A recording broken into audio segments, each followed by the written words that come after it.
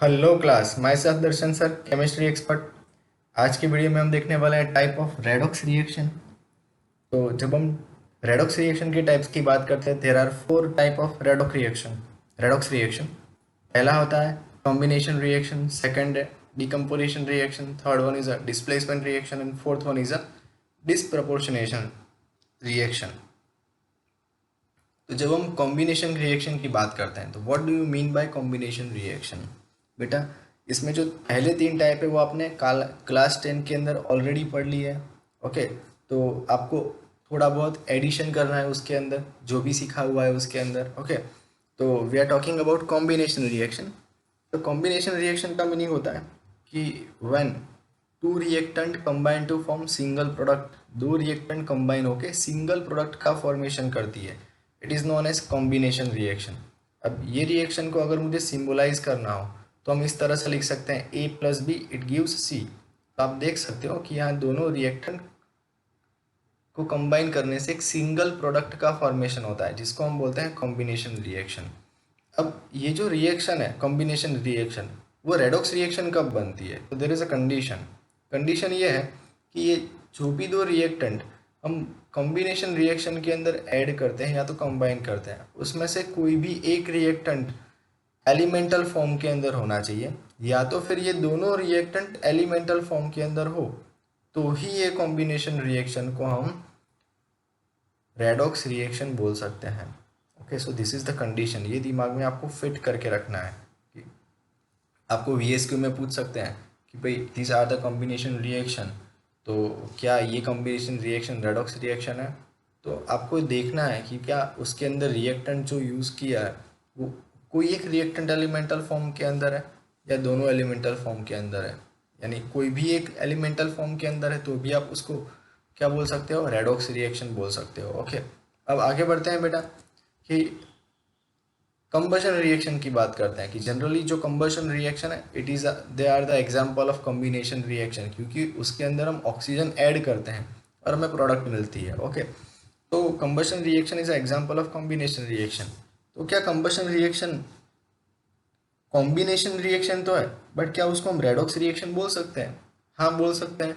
क्यों? क्योंकि जितनी भी कंबशन रिएक्शन है उसके अंदर एलिमेंटल डाइऑक्सीजन गैस यूज होता है। ओके, कंबशन रिएक्शन का मीनिंग यही होता है कि जब कोई भी सब्सटेंस को ऑक्सीजन की प्रेजेंट में बर्न करते हैं, that is known as combustion reaction.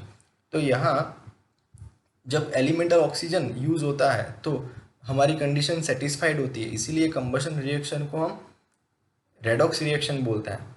और अगर एलिमेंटल ऑक्सीजन के अलावा ऐसी कोई भी रिएक्शन जिसके अंदर एलिमेंटल ऑक्सीजन के अलावा कोई अदर एलिमेंट अंदर इन्वॉल्व है in the form of element, तो भी आप उसको क्या कहोगे?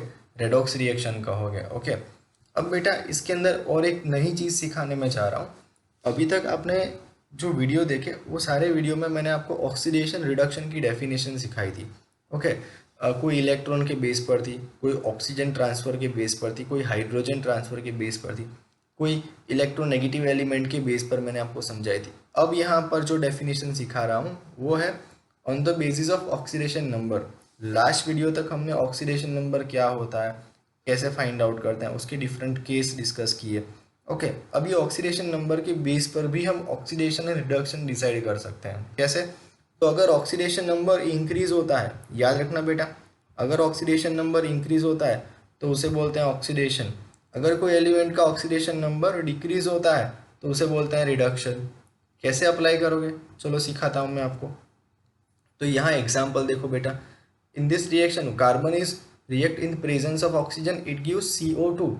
तो यहाँ देखोगे कार्बन का जो ऑक्सीडेशन नंबर है वो 0 है, यहाँ कार्बन का ऑक्सीडेशन नंबर +4 है, तो यहाँ कार्बन 0 से +4 हुआ, ऑक्सीडेशन नंबर चेंज हुआ 0 से +4, दैट मीन्स इंक्रीज हुआ।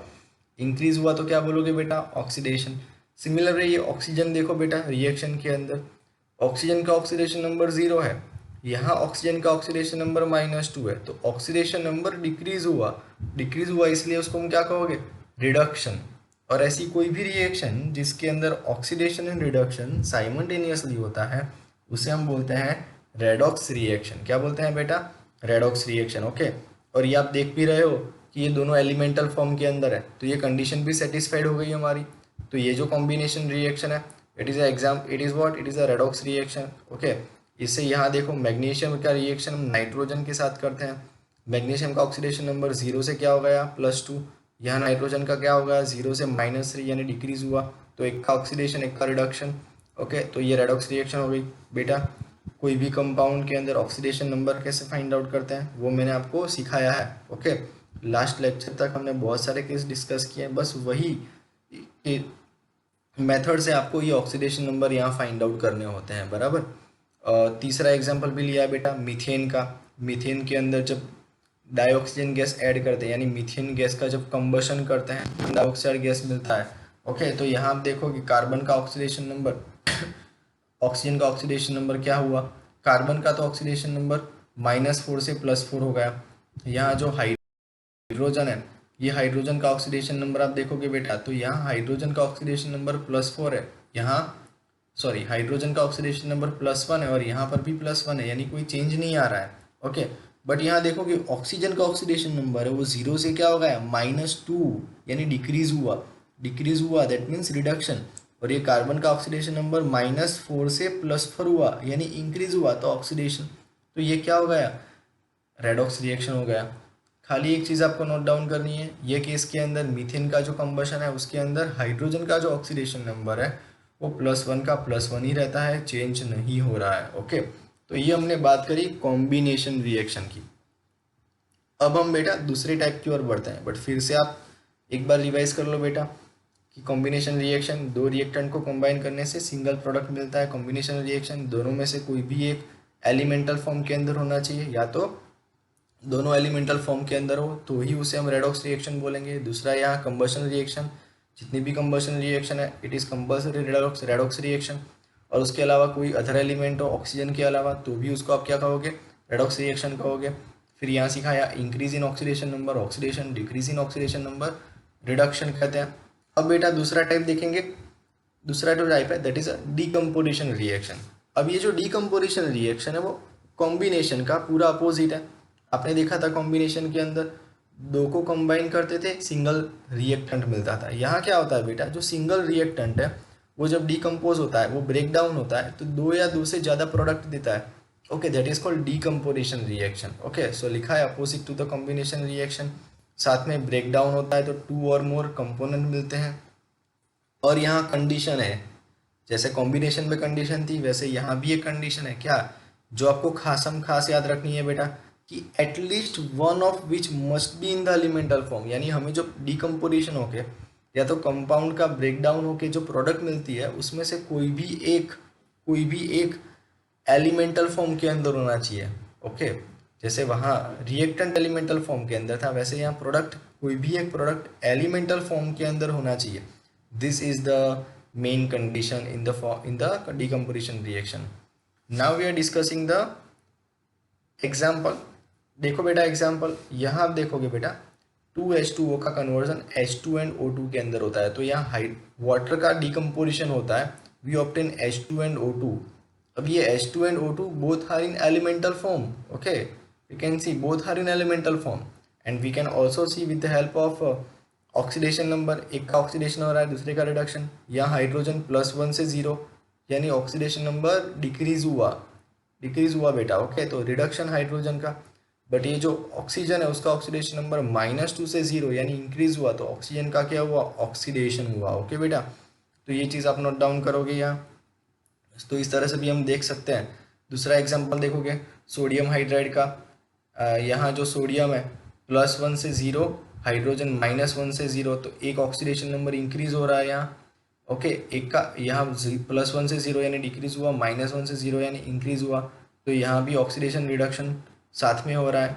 तीसरा एग्जांपल देखोगे बेटा परक्लोरेट का एग्जांपल है KClO3, इट्स अ परक्लोरेट। इसके अंदर देखोगे पोटेशियम का ऑक्सीडेशन नंबर, क्लोरीन का ऑक्सीडेशन नंबर, ऑक्सीजन का ऑक्सीडेशन नंबर। ओके, तो ये जो क्लोरीन हो +5 से माइनस यानी डिक्रीज हुआ मीन्स रिडक्शन, ऑक्सीजन -2 से 0 यानी इंक्रीज हुआ यानी ऑक्सीडेशन। बट एक चीज़ आप नोट डाउन करोगे, पोटेशियम है उसका ऑक्सीडेशन नंबर +1 का +1 ही रहता है, कोई चेंज होता नहीं है। बट यहाँ एक का ऑक्सीडेशन एक का रिडक्शन यानी रेडॉक्स रिएक्शन हो गया। और साथ में ये तीनों तीन एग्जाम्पल देखोगे तो हमें यहाँ जो रिएक्टेंट मिलते हैं, बराबर, वो प्रोडक्ट मिलते हैं। प्रोडक्ट, ये प्रोडक्ट के अंदर कोई भी एक प्रोडक्ट एलिमेंटल फॉर्म के अंदर, यहाँ ये दोनों एलिमेंटल फॉर्म के अंदर है, यहाँ पर भी देखोगे बेटा ये दोनों एलिमेंटल फॉर्म के अंदर है। ये जो प्रोडक्ट मिली बेटा इसमें से ये ऑक्सीजन एलिमेंटल फॉर्म के अंदर है, तो हमारी कंडीशन सेटिस्फाइड हुई। तो ये तीनों तीन डिकम्पोजिशन रिएक्शन रेडॉक्स रिएक्शन हो गई। ओके, और अभी मैंने जो बताया कि यहाँ जो ऊपर रिएक्शन है ये थर्ड वाली रिएक्शन परक्लोरेट की, इसके अंदर जो पोटेशियम है उसका ऑक्सीडेशन नंबर चेंज नहीं हो रहा है। अब ऐसा ज़रूरी नहीं है बेटा कि हर एक डिकम्पोजिशन रिएक्शन रेडॉक्स रिएक्शन हो। ओके, मैं आपको ऐसा भी एग्जांपल दिखा रहा हूँ जिसके अंदर डिकम्पोजिशन रिएक्शन है बट उसको आप रेडॉक्स रिएक्शन नहीं बोल सकते। आप देखोगे बेटा कैल्शियम कार्बोनेट, ये जो कैल्शियम कार्बोनेट है उसका डिकम्पोजिशन करेंगे, we obtain calcium oxide and carbon dioxide. Okay, तो आप देखोगे बेटा कैल्शियम का ऑक्सीडेशन नंबर +2 हो, +2 है, +2 से +2 ही रहता है, ये थोड़ा खिसक गया है बेटा, तो आप देखोगे ये +2 ऑक्सीडेशन नंबर कैल्शियम का है। ओके, सिमिलर वे कार्बन देखोगे, कार्बन का यहाँ पर भी +4, यहाँ पर भी +4, यहाँ ऑक्सीजन है, यहाँ उसका -2 है, यहाँ पर भी -2, so there is no change in oxidation number. कि कोई भी एलिमेंट के ऑक्सीडेशन नंबर में चेंज नहीं हो रहा है, तो ये रेडॉक्स रिएक्शन नहीं हुई। दूसरे तरीके से सोचना हो तो कंडीशन दी थी ना बेटा कि जो प्रोडक्ट मिलती है उसमें से कोई एक एलिमेंटल होना चाहिए, एलिमेंट होना चाहिए, एलिमेंटल फॉर्म के अंदर प्रोडक्ट होनी चाहिए। तो यहाँ तो दोनों कंपाउंड है, कैल्शियम ऑक्साइड भी कंपाउंड हुआ, कार्बन डाइऑक्साइड भी कंपाउंड हुआ, तो ये भी एलिमेंटल फॉर्म के अंदर नहीं है। ओके, तो ये रिएक्शन कंडीशन सेटिस्फाइड नहीं हुई तो इसको हम डिकम्पोजिशन रिएक्शन तो बोलेंगे बट रेडॉक्स रिएक्शन नहीं बोल सकते। तो ये चीज़ आप दिमाग में फिट कर दो, खासम खास याद रख लो। तो अभी हमने दो टाइप डिस्कस किए, एक कॉम्बिनेशन रिएक्शन, दूसरा डिकम्पोजिशन रिएक्शन। अब देखेंगे डिस्प्लेसमेंट रिएक्शन। अब जब डिस्प्लेसमेंट रिएक्शन की बात करते हैं तो डिस्प्लेसमेंट रिएक्शन के अंदर क्या होता है, तो जो आयन्स है ये आयन का रिप्लेसमेंट होता है, बराबर। एक कंपाउंड का जो आयन है वो दूसरे कंपाउंड के आयन को रिप्लेस करता है, that is called displacement reaction. So in a displacement reaction an ion in a compound is replaced by the an ion of an another element or another compound. Okay, जैसे कि यहाँ आप देखोगे here x plus yz is it gives xz plus y, यानी यहाँ yz नाम का जो कंपाउंड था उसका जो y आयन था, ये y आयन को ये x ने डिस्प्लेस किया। ओके, तो नया कंपाउंड मिल गया xz एंड ये जो y वाला था वो रिमूव हो गया। इन शॉर्ट जो मोर रिएक्टिव होता है और लेस रिएक्टिव को उसके ही कंपाउंड में से डिस्प्लेस करता है, it is known as displacement reaction, जो आपने क्लास 10 के अंदर पढ़ा हुआ है। बस सेम टू सेम कंसेप्ट है, बराबर, बट थोड़ा एडिशन करना है। ओके, तो थोड़ा धीरज से पढ़ेंगे बेटा, ये बहुत लंबा टॉपिक है।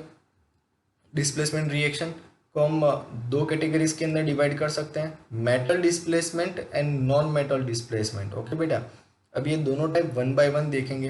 पहले हम बात करेंगे मेटल डिस्प्लेसमेंट की, कि मेटल डिस्प्लेसमेंट में क्या होता है। A metal in a compound can be displace by another metal in a uncombined state. Okay, कि कोई भी मेटल है वो दूसरी मेटल को डिस्प्लेस कर सकता है अनकम्बाइंड स्टेट के अंदर। ओके, और ये जो मेटल डिस्प्लेसमेंट रिएक्शन है उसका ज़्यादातर यूज़ कहाँ होता है, तो ज़्यादातर यूज़ उसका मेटलॉजिकल प्रोसेस के अंदर होता है। यानी जो मेटालिक ओर हमें मिलती है अर्थ क्रस्ट के अंदर से डगिंग करने से हमें जो ओर मिलती है, ये ओर के अंदर से प्योर मेटल को एक्सट्रैक्ट करने के लिए जो मेटलॉजिकल प्रोसेस हम करते हैं उसके अंदर ये मेटल डिस्प्लेसमेंट रिएक्शन का ज़्यादातर यूज़ होता है।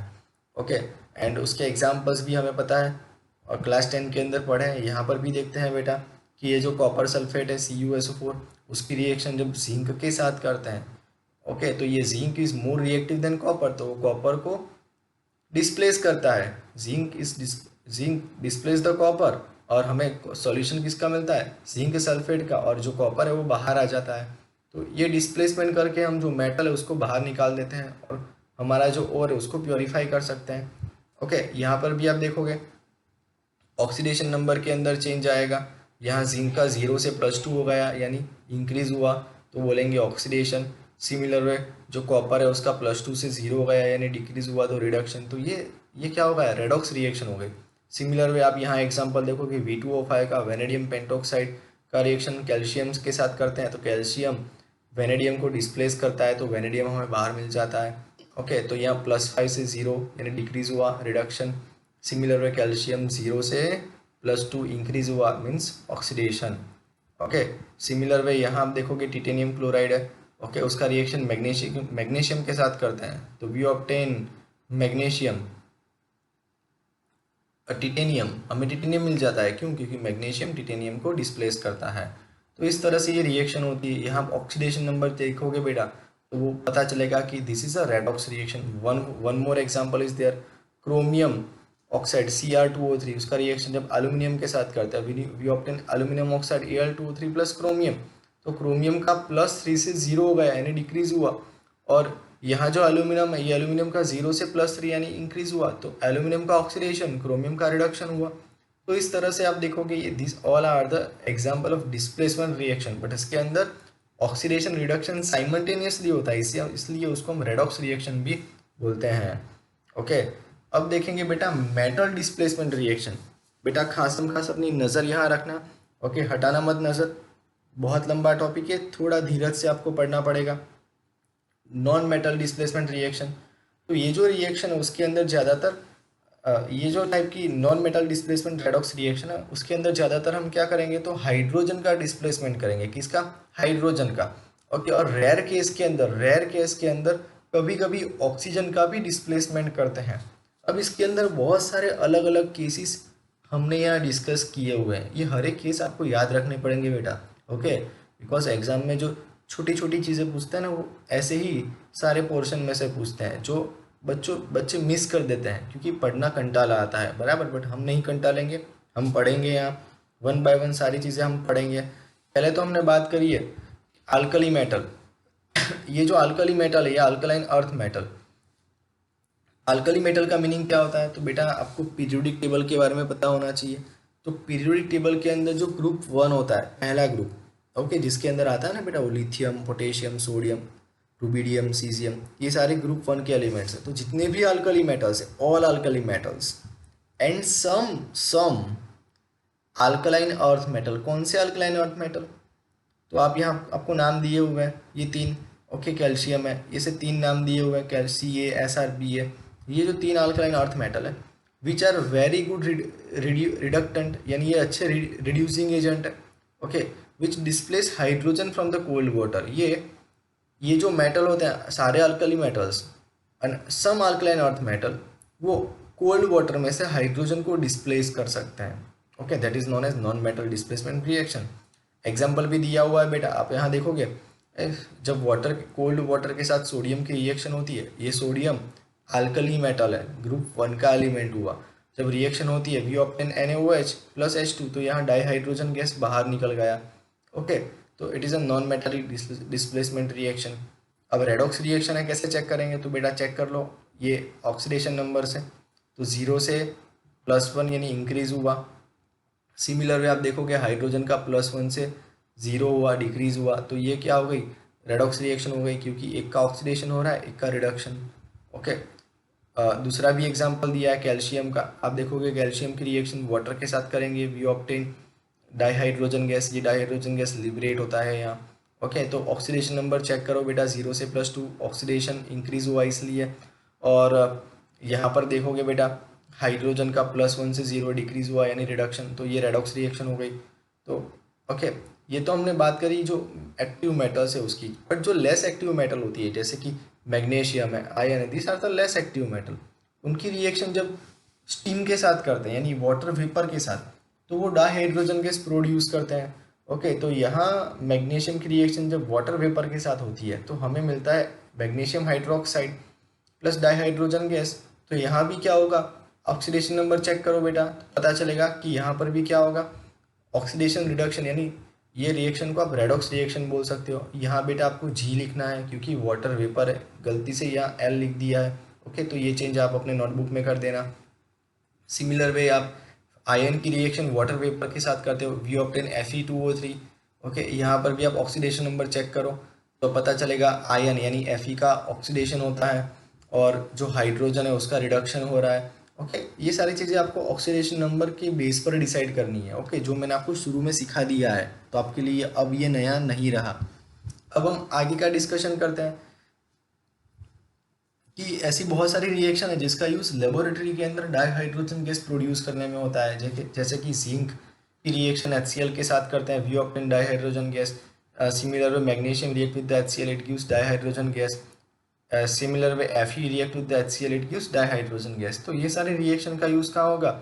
लेबोरेटरी के अंदर डाइहाइड्रोजन गैस प्रोड्यूस करने में होता है। ओके, और ये सारी बेटा रेडॉक्स रिएक्शन है। कैसे चेक करोगे?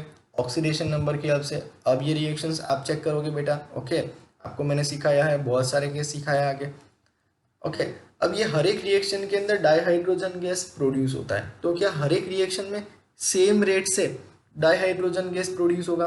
तो उसका आंसर है नो, सेम रेट से प्रोड्यूस नहीं होता है। तो rate of evolution of hydrogen gas किसके ऊपर डिपेंड करता है? तो it depends on the reactivity of metal.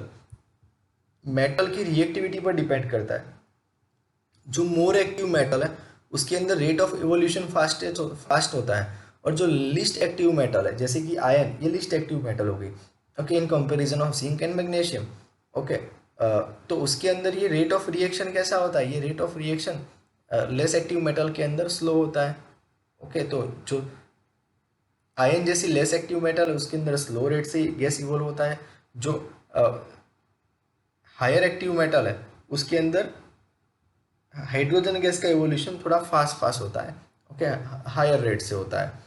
And very less reactive metal, very less reactive, यहाँ आपको वर्ड यूज किया हुआ है बेटा, वेरी लेस रिएक्टिव। अभी तक हमने रिएक्टिव देखा, लेस रिएक्टिव देखा, यहाँ वर्ड यूज किया very less reactive metal which may occur in the native state.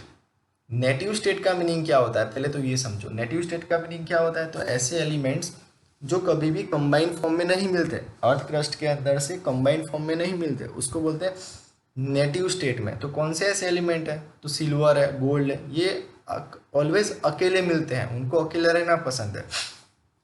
Okay, तो नेटिव स्टेट में जो एलिमेंट्स मिलते हैं they do not react with the hydrochloric acid, वो हाइड्रोक्लोरिक एसिड के साथ रिएक्ट करते हैं नहीं है। ओके, तो ये चीज़ भी आपको खास याद रखनी है। ओके, अब आगे की ओर बढ़ते हैं बेटा। तो अब हम बात करेंगे ग्रुप 17 यानी हैलोजन ग्रुप के जो एलिमेंट्स है पीरियोडिक टेबल के अंदर। आप आगे जाते जाओगे तो जो सेकंड लास्ट कॉलम आती है, बराबर, फ्लोरीन, क्लोरीन, ब्रोमीन, आयोडीन, बस यही, इसको बोलते हैं हैलोजन ग्रुप के एलिमेंट्स। तो थोड़ा बहुत डिस्कशन अभी उसका हम करेंगे। तो ये जो फ्लोरीन है उसके अंदर, ये ग्रुप 17 के अंदर सबसे पहला जो एलिमेंट है बेटा वो फ्लोरीन आता है। Okay, fluorine is so reactive that it can replace chloride, bromide and iodide ion in the solution। अब ये फ्लोरीन इतना ज़्यादा रिएक्टिव है, fluorine the most reactive. Okay, तो ये उसके ही ग्रुप के अंदर जो क्लोराइड है, ब्रोमाइड या आयोडाइड आयन है, उसको सॉल्यूशन में से डिस्प्लेस कर सकता है। यानी अगर कोई सॉल्यूशन में क्लोराइड प्रेजेंट है, यानी Cl- आयन प्रेजेंट है, तो अगर उसकी रिएक्शन में फ्लोरीन के साथ करूँगा तो फ्लोरीन वो सॉल्यूशन में से क्लोराइड को डिस्प्लेस कर देगा, ब्रोमाइड को भी डिस्प्लेस कर देगा और खुद वहाँ आ जाता है, क्योंकि वो हाईली रिएक्टिव है। और दूसरी बात जो उसकी कमजोरी है, फ्लोरीन की ये कमजोरी है क्या? Fluorine is so reactive that it attack the water and displace the oxygen of water. Fluorine इतना ज़्यादा रिएक्टिव है तो वो वाटर के ऑक्सीजन को भी डिस्प्लेस कर देता है, वाटर के ऑक्सीजन को डिस्प्लेस कर देता है और खुद ऑक्सीजन के प्लेस पर आ जाएगा। अब प्रॉब्लम क्या होता है बेटा कि अगर कोई क्लोराइड, ब्रोमाइड या आयोडाइड का सॉल्यूशन मैंने वाटर में बनाया है, पानी के अंदर बनाया है, यानी एक्वियस सॉल्यूशन बनाया है, तो क्या होगा? जैसे ही मैं फ्लोरीन ऐड करूंगा तो फ्लोरीन इनके साथ रिएक्ट करने से पहले वाटर का जो ऑक्सीजन है उसके ऊपर अटैक कर देता है और उसको जाके डिस्प्लेस कर देता है। तो उसका जो मेन पर्पस है वो तो अधूरा रह जाता है, इसलिए हमारी रिएक्शन कभी कभी इनकम्प्लीट रह जाती है। तो यहाँ आप देखोगे बेटा, वाटर की रिएक्शन जब फ्लोरीन के साथ करते हैं वी गॉट HF, क्यों? क्योंकि ये फ्लोरीन ने ऑक्सीजन को डिस्प्लेस कर दिया। ओके बेटा आप साथ साथ में ऑक्सीडेशन नंबर चेक करते जाना, आपको रेडॉक्स रिएक्शन के बारे में भी पता चलेगा। Okay, and it is for this reason, और इसीलिए जब क्लोरीन, ब्रोमीन या आयोडीन की रिएक्शन हम करते हैं तो उसके अंदर हम फ्लोरीन यूज़ नहीं करते। This is the only reason. Okay, it is the for this reason that displacement reaction of chlorine, bromine and iodine using fluorine are not generally carried out in aqueous solution। Okay, यानी chlorine bromine या iodine की जो reaction है, displacement reaction, वो fluorine के साथ करेंगे तो ध्यान रखना है कि वो एक्वियस सॉल्यूशन में ना हो। अगर एक्वियस सॉल्यूशन में करेंगे तो ये प्रॉब्लम क्रिएट होगा, और एक्चुअल जो डिस्प्लेसमेंट करना है वो होता नहीं है। तो ध्यान रखना है, जब फ्लोरीन आप लेते हो बेटा, तो एक्वियस सॉल्यूशन के अंदर रिएक्शन ना हो कोई भी कंपाउंड की, वो आपको खासम खास ध्यान रखना है। ओके, तो आपको रीजन भी दिया हुआ है। तो अगर मुझे ये क्लोरीन ब्रोमीन या आयोडीन को अगर उसके ही एक्वियस सॉल्यूशन में से डिस्प्लेस करना है तो कैसे करेंगे, तो उसका सॉल्यूशन है बेटा, तो ये जो क्लोरीन है, chlorine can be displaced by the bromide and iodide ion in the aqueous solution as shown below. यानी ये जो क्लोरीन है, वो क्लोरीन को हम कहाँ यूज़ करेंगे, तो क्लोरीन को ब्रोमाइड या आयोडाइड आयन को डिस्प्लेस करना है। कोई भी एक्वियस सॉल्यूशन है ब्रोमाइड का या आयोडाइड का एक्वियस सॉल्यूशन है, तो ये ब्रोमाइड या आयोडाइड के एक्वियस सॉल्यूशन में से अगर मुझे ब्रोमाइड या आयोडाइड डिस्प्लेस करना है, निकाल देना है, तो मैं वहाँ क्लोरीन यूज़ कर सकता हूँ। ये क्लोरीन ये दोनों को डिस्प्लेस कर सकता है, बिकॉज ये क्लोरीन ये दोनों से ज़्यादा रिएक्टिव है। ओके, तो यहाँ आपको रिएक्शन बताया है Cl2, उसका रिएक्शन जब KBr के साथ करेंगे बेटा, ये पोटेशियम ब्रोमाइड आ गया है, यानी ब्रोमाइड का सॉल्यूशन। देखो अब ये एक्वियस सॉल्यूशन है, तो रिएक्शन करेंगे हमें KCl मिलेगा और ब्रोमीन वहाँ से रिलीज हो जाता है। ओके, ये रेडॉक्स रिएक्शन भी है, check out with the help of oxidation number. Similar way ये क्लोरीन है, क्लोरीन का रिएक्शन जब Ki के साथ करेंगे पोटेशियम आयोडाइड के साथ, we obtain KCl plus I2। Okay, in this way we can displace. Okay, अब जब ब्रोमीन या आयोडीन का जो कोई सॉल्यूशन होता है, ये सॉल्यूशन कलर्ड सॉल्यूशन है, और उसको जब मैं CCl4 के अंदर डिसॉल्व करता हूँ, CCl4 के अंदर, can easily be identified from the colour of the solution. तो मुझे सॉल्यूशन से कलर, सॉल्यूशन का जो कलर है वो कलर पर से पता चल जाता है ये ब्रोमीन का सॉल्यूशन है या आयोडीन का, क्योंकि वो स्पेसिफिक कलर देता है। ओके, ब्रोमीन या आयोडीन है, ये कलर सब्सटेंस है, और इसीलिए जब उसको मैं डिसॉल्व करता हूँ CCl4 के अंदर, इट गिव्स स्पेसिफिक कलर। तो सॉल्यूशन से, सॉल्यूशन का जो कलर है वो कलर पर से मुझे पता चलता है कि कौन सा सॉल्यूशन है, या ये CCl4 के अंदर हमने क्या ऐड किया है। एंड उसकी जो आयोनिक रिएक्शन है, वो आयोनिक रिएक्शन, यानी ऊपर वाली जो बेटा दो रिएक्शन बताई ना बेटा, ये दो reaction, this one and this one, यही दो रिएक्शन की आयोनिक रिएक्शन यहाँ मैंने फिर से लिखी है। उसके अंदर जो पॉजिटिव आयन था वो निकाल दिया, तो जो आयन्स बचे बराबर, वो आयन यहाँ आयोनिक फॉर्म के अंदर ये पूरी रिएक्शन मैंने लिखी। यहाँ आपने, आपको अगर पता हो तो यहाँ पोटेशियम लिखा था, यहाँ भी पोटेशियम Ki था, तो वो K+ निकाल दिया, तो बचा क्या Br-। ओके, तो ये K+ मैंने हर एक प्लेस पर निकाल दिया, तो ये आयोनिक रिएक्शन मैंने यहाँ लिखा हुआ है। तो ये जो रिएक्शन अभी हमने बताई, वो रिएक्शन का यूज़ कहाँ होता है, तो लेबोरेटरी के अंदर ब्रोमाइड या आयोडाइड आयन की प्रेजेंस चेक करने के लिए हम ये रिएक्शन करते हैं, और ये रिएक्शन का नाम है लेयर टेस्ट। ओके बेटा, तो जब आप प्रैक्टिकल में जाओगे तो प्रैक्टिकल में आपको ये लेयर टेस्ट दिखाई जाएगी, to check the presence of bromide and iodide ion in the compound. Okay, because it gives specific colour. Okay, जो अभी हमने डिस्कशन किया, तो ये भी आप सीखते जाना बेटा साथ में। It may not be noted out, not be out of the place to mention here that bromine likewise can displace iodide ion in the solution। तो जैसे हमने ब्रोमीन को डिस्प्लेस किया, वैसे ही आयोडीन को भी डिस्प्लेस कर सकते हैं। ओके, तो जैसे यहाँ क्लोरीन ने बेटा ब्रोमीन एंड आयोडीन को डिस्प्लेस किया, वैसे ही ब्रोमीन ये आयोडीन से लेस रिएक्टिव होता है, इसीलिए ब्रोमीन अकेले आयोडीन को उसके सॉल्यूशन में से डिस्प्लेस कर सकता है। तो याद रखो बेटा, फ्लोरीन, क्लोरीन, ब्रोमीन, आयोडीन तीनों तीन को डिस्प्लेस कर सकता है। जो क्लोरीन होता है वो ब्रोमीन एंड आयोडीन को डिस्प्लेस कर सकता है, और जो आयोडीन, जो ब्रोमीन होता है वो आयोडाइड आयन को उसके सॉल्यूशन में से डिस्प्लेस कर सकता है। Again, fluorine can displace chloride, bromide, iodide ion. Chlorine can displace bromide and iodide ion from its solution, and bromine can displace iodide ion from its solution। Okay बेटा, पता चल गया आपको। आगे बढ़ते हैं बेटा। अब ये जो हेलोजन डिस्प्लेसमेंट किया, यानी ग्रुप 7 के एलिमेंट्स का डिस्प्लेसमेंट किया, that is called halogen displacement. उसकी बहुत सारी एप्लीकेशन इंडस्ट्रीज के अंदर देखने को मिलती है। And recovery of halogen from their halide require an oxidation process. अब ये जो हेलोजन आयन मैंने डिस्प्लेस कर दिया, अगर मुझे उसको रिकवर करना है तो उसके लिए ऑक्सीडेशन प्रोसेस करनी है। ऑक्सीडेशन प्रोसेस से हमने जो भी हैलाइड आयन लूज किया उसको वापस से रिकवर भी कर सकते हैं। कैसे रिकवर करेंगे? तो ऑक्सीडेशन प्रोसेस से आप देखोगे बेटा, तो ये 2x माइनस है, वो जब ऑक्सीडेशन इलेक्ट्रॉन लूज करेगा क्या बोलेंगे बेटा? ऑक्सीडेशन आपको सिखाया हुआ है। ओके, तो we obtain X2 ion. Okay, आप दूसरे फॉर्म में भी आप ये देख सकते हो कि ये X माइनस आयन का ऑक्सीडेशन नंबर क्या होगा? -1। X2 का क्या होगा बेटा? ये एलिमेंटल फॉर्म के अंदर इसलिए ऊपर आएगा 0, तो -1 से 0 क्या होगा? या ऑक्सीडेशन। ओके, तो इस तरह से हम हेलोजन को रिकवर भी कर सकते हैं। एंड एक्स को हम बोलते हैं हेलोजन। यहाँ एक्स का मीनिंग क्या होता है? हेलोजन। कोई भी हेलोजन एलिमेंट का सिंबल, जनरल सिंबल है एक्स, और एक्स के प्लेस पर हम क्लोरीन, ब्रोमीन या आयोडीन, तीन में से कुछ भी लिख सकते हैं। अब बात करते हैं फ्लोरीन की। तो ये फ्लोरीन है, जैसे कि हम Cl माइनस में से Cl2 ऑब्टेन कर सकते हैं, Br माइनस में से Br2 ऑब्टेन कर सकते हैं, I माइनस में से I2 ऑब्टेन कर सकते हैं। बट क्वेश्चन इज दैट क्या F माइनस में से F2 ऑब्टेन कर सकते हैं?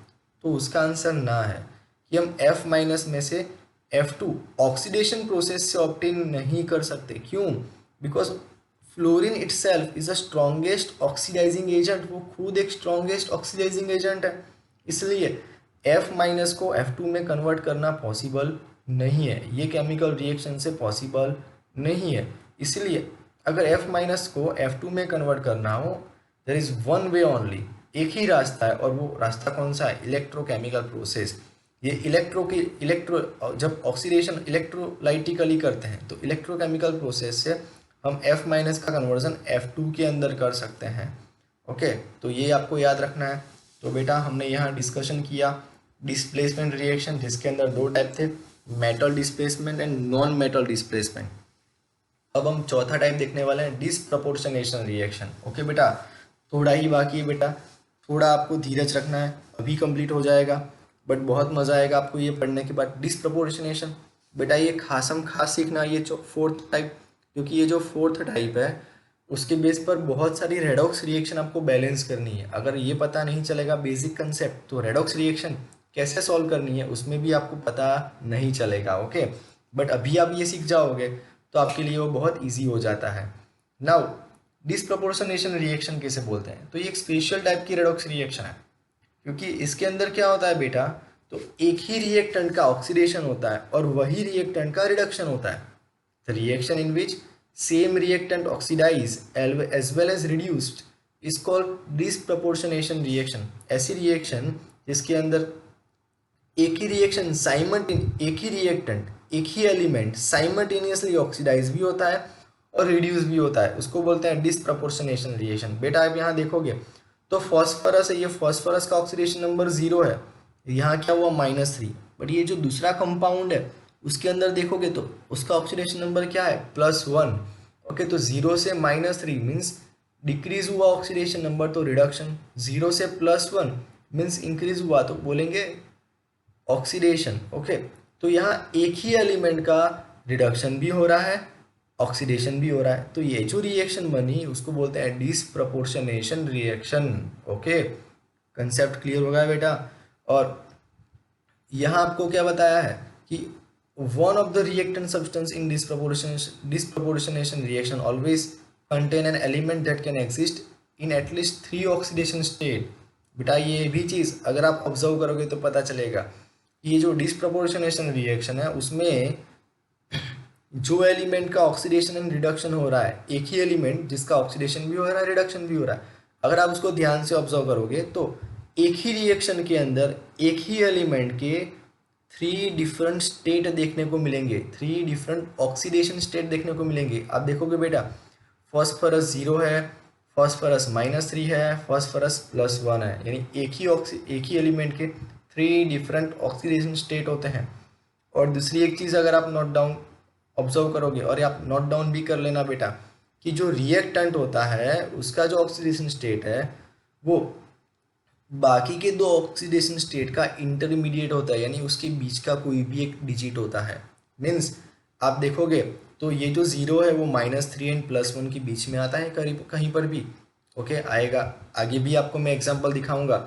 रिएक्टेंट का जो ऑक्सीडेशन स्टेट होता है ना बेटा, वो प्रोडक्ट के दोनों ऑक्सीडेशन स्टेट से इंटरमीडिएट वाला होता है, यानी बीच का होता है। ओके, तो देखो बेटा, यही बात मैंने यहाँ लिखी है, यानी लोअर एंड हायर के बीच का होता है किसका, रिएक्टेंट का ऑक्सीडेशन स्टेट।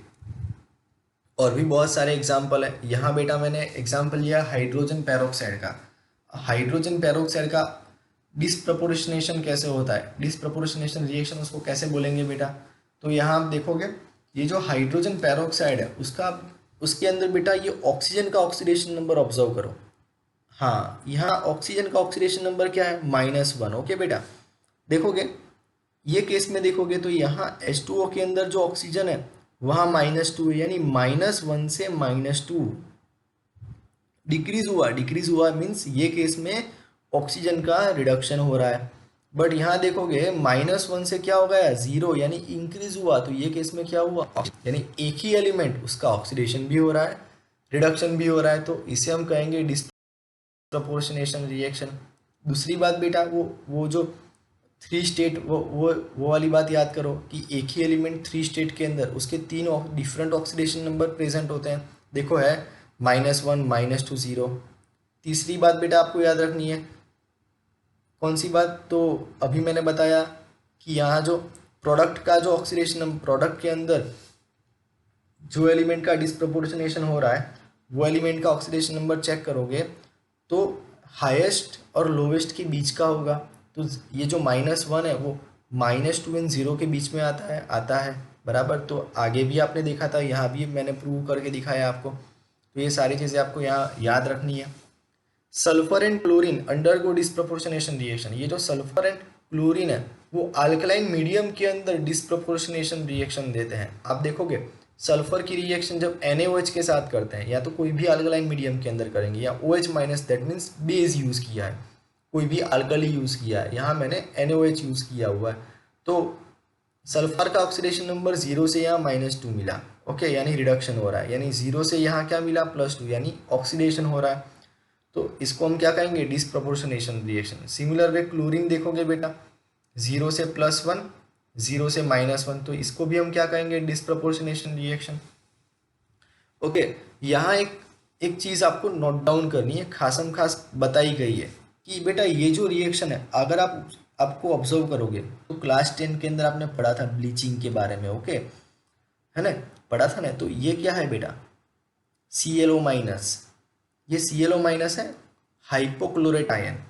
जो ब्लीचिंग एजेंट होता है वो ब्लीचिंग एजेंट के अंदर जो प्रेजेंट होता है इट इज़ अ हाइपोक्लोरेट आयन। और यही हाइपोक्लोरेट आयन कपड़ों पर से जो कलर स्ट्रेन होता है, कलर बियरिंग स्ट्रेन है, उसको रिमूव करने के लिए रिस्पॉन्सिबल होता है। ओके, हमारा जो ब्लीचिंग होता है ना घर के अंदर हम लाते हैं, ये ब्लीचिंग के अंदर ये जो हाइपोक्लोरेट आयन है यानी ClO- ion, okay, this ClO- ion is responsible for the removing colour bearing strain. ये कलर बियरिंग स्ट्रेन को ऑक्सीडाइज कर देता है और कलरलेस कंपाउंड के अंदर कन्वर्ट कर देगा। और इसलिए हमारा जो कपड़ा होता है, क्लोथ है, जिसके ऊपर कोई दाग लगे होते हैं, कलरिंग दाग, वो निकल जाते हैं, it convert into the white. Okay, तो ये ब्लीचिंग एजेंट का काम है। तो उसके अंदर भी ऑक्सीडेशन प्रोसेस होती है। तो आपको ये समझना है, ध्यान रखना है, एग्जाम में ये ऐसी सारी चीज़ें आपको पूछ सकते हैं। ओके, आगे हम देखते हैं। It is of the interest to mention here that whereas bromine and iodine follow the same trend as exhibited by the chlorine। जैसे क्लोरीन की हमने बात करी, वो क्लोराइड ClO- आयन का फॉर्मेशन करता है। ओके, उसकी अल्कली के साथ रिएक्शन होती है और तब वो अल्कली मीडियम के अंदर रिएक्शन होगी, तब वो क्या देगा, डिसप्रपोर्शनेशन रिएक्शन देता है। Similar way bromine and iodine भी इसी तरह की रिएक्शन देता है। बट हम बात करते हैं फ्लोरीन की। Fluorine show deviation from this behaviour, but fluorine है वो अल्कली मीडियम के अंदर, अल्कली मीडियम के साथ डिसप्रपोर्शनेशन रिएक्शन नहीं देगा। ओके, तो फ्लोरीन क्यों नहीं देता है, तो बेटा डिस्प्लेसमेंट रिएक्शन के अंदर थोड़ा बहुत डिस्कशन हमने किया था कि it is a highly reactive element, वो स्ट्रॉन्गेस्ट ऑक्सीडाइजिंग एजेंट है। ओके, तो जब मैं एक्वियस अल्कली मीडियम यानी जो सोडियम हाइड्रोक्साइड होता है उसको हम पानी के अंदर डिजोल्व करते हैं, तो अगेन बेटा रीज़न याद आया कि जब मैं फ्लोरीन को कोई भी सब्सटेंस के एक्वियस सॉल्यूशन में डिसॉल्व करता हूँ तो वो सब्सटेंस में से ऑक्सीजन को निकाल देते हैं। ओके, ऑक्सीजन को निकाल देंगे और उसके प्लेस पर वो आ जाएंगे तो यहाँ हमें क्या मिलता है, F माइनस आयन मिल जाता है। Okay, so it is to be noted with the care that fluorine the reaction above will undoubtedly attack water, वो पानी के ऊपर अटैक करता है to produce some oxygen also, साथ में ऑक्सीजन भी प्रोड्यूस करता है। And this departure shows by fluorine is not surprising for us. We know that limitation of fluorine that being the most electronegative element, जो fluorine है वो highly electronegative element है। जितनी भी एलिमेंट्स है हमारे पास पीरियोडिक टेबल में, उसमें हाईली इलेक्ट्रोनेगेटिव एलिमेंट फ्लोरीन है। It can not exhibit any positive oxidation state, और इसीलिए वो कभी भी पॉजिटिव ऑक्सीडेशन स्टेट बियर नहीं करता। आगे वाली रिएक्शन में अगर आपने देखा था बेटा, तो क्लोरीन के ऊपर +1 चार्ज आया था, वो ClO माइनस वाला केस था ना उसके अंदर, बराबर। But fluorine highly electronegative element है, उसके ऊपर minus charge positive charge possible नहीं है। इसलिए फ्लोरीन की अल्कली के साथ रिएक्शन करते हैं, रिएक्शन तो होगी, बट वो रिएक्शन को हम डिसप्रपोर्शनेशन रिएक्शन नहीं बोल सकते। ओके बेटा, तो आज के लेक्चर बहुत इंपॉर्टेंट रहा। आज के लेक्चर के अंदर हमने बहुत सारी चीज़ें डिस्कस करी है। कौन सी चीज़ें डिस्कस करी, तो 4 टाइप की जो रिएक्शन है, combination reaction, displacement reaction, decomposition reaction and disproportionation reaction. बहुत इंपॉर्टेंट टॉपिक था बेटा, आपको 2 बार देखना पड़ेगा, रिवाइज करना पड़ेगा, तब जाके आपको ये पूरी चीज़ें लर्न हो जाएगी, याद रह जाएगी, आप सीख जाओगे।